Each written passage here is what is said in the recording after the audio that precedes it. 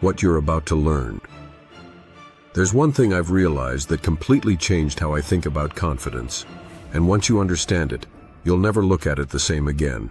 Most people think confidence is something you're born with, or something others have. They think it's luck, talent, genetics, something you either have or you don't. But I promise you that's not true. In this video, I want to show you a completely different way to understand confidence, not as a mysterious gift, but as something you can grow, like a tree, like a muscle, like brushing your teeth. And once you understand that, you can start building it today, step by step, just like I did. Let me show you how. The moment it all changed. There was a time in my life when I honestly thought I was just not a confident person.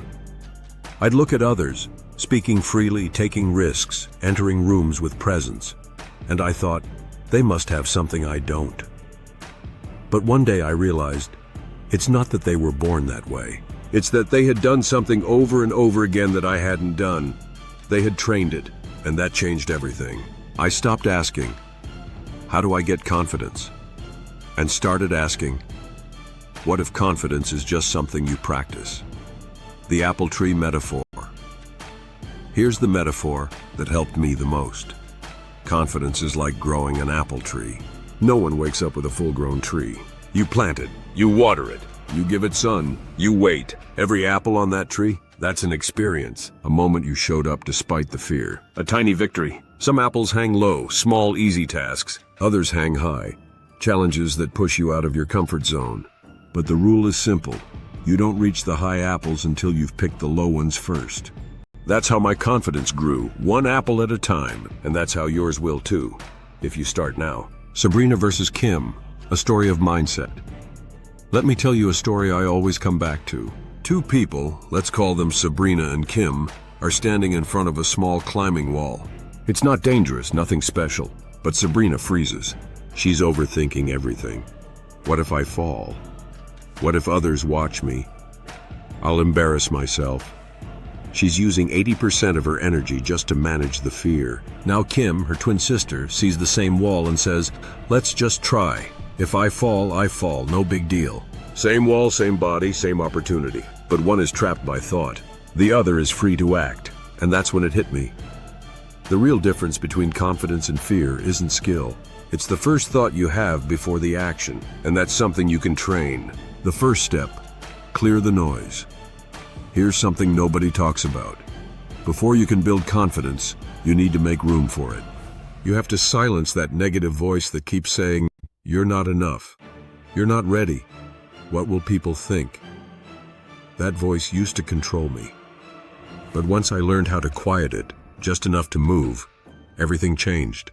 I made a whole video on that, how to stop overthinking. That's step one. Watch it first if that voice still runs your life. Because without that step, it's like trying to jog with a parachute behind you. Jogging, brushing teeth, and confidence. Now here's the part most people overlook. Confidence isn't built in big moments. It's built in boring, tiny ones. Just like brushing your teeth. Think about it. When you first learned to brush your teeth, it was awkward, clumsy. You didn't know what you were doing. But now, it's automatic. You don't even think about it. Why? Because you did it again and again until it became part of you. Confidence works the same way. I had to train it, like jogging. At first, even a 2-kilometer run felt impossible. But I did it.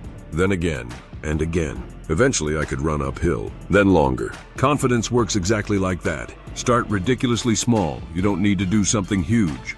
In fact, don't. Start with something so small you can't fail. Ask someone for the time. Say hi to a stranger. Just ask for directions. These were things I avoided for years. But once I started doing them, something changed. Each small action was like picking a low-hanging apple. And I noticed I felt a little stronger each time, a little braver, a little more me. That's when I realized confidence is not something you get. It's something you collect, apple by apple, step by step. We made a video about that topic. It is called the piano method. If you like, check it out. Repeat until it's yours over time. This becomes your new normal. Not because the world changed, but because you did. Your default thought before action becomes, let's try. I'll be fine. I've done things like this before. And when that happens, you don't need motivation anymore. You don't even need confidence, because you've trained your mind to trust you. Don't wait for permission. Let me say this as clearly as I can. You don't need to be ready. You don't need to feel confident. You just need to start. And if you do, if you train this every day, like brushing your teeth or jogging, I promise you, in weeks, you'll feel the difference. In months, you won't recognize yourself. I'm not saying it will be easy. I'm saying it will be worth it.